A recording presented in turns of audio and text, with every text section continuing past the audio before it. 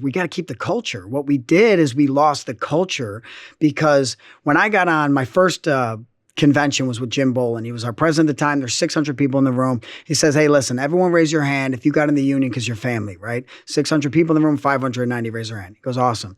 How many of you now told your kids to join a trade or a union?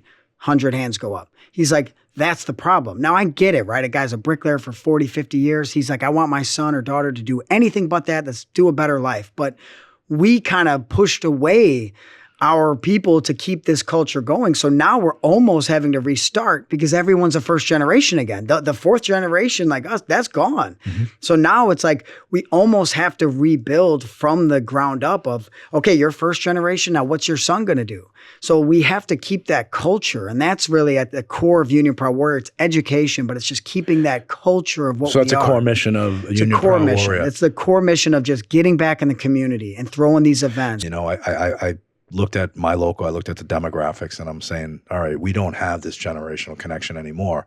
So we started this Futures program. And what it was, we focused on union members 30 years and younger, and we would recruit them. And how we recruit them, we'd use our shop stewards. Our shop stewards are the best advocates for our members in the workplace, but they're also the conduit between the local union, joint councils, and the international. So we start this program, and when we designed it, I'm like, we've got to pull these people out of work, the 30-year-olds and younger, and do 3 or 4 different things. One, we need them to shadow business agents, shadow organizers, learn what it is to collectively bargain, learn what it is to organize, because people have this perception that union officials and business agents, they drive nice cars and wear suits. They don't understand what the job is. Secondly, we've got to go up to the state houses. We've got to show this new futures group how to lobby, make sure they understand that legislation and being involved in politics is important because it's going to influence your life. The third thing I should say is recruiting your peer group, and we'd give them an assignment. First, we started out with 20 people at a meeting, various crafts. At the end of that meeting, we tell them, you know, you're going to do job shadow, lobby, you're going to recruit.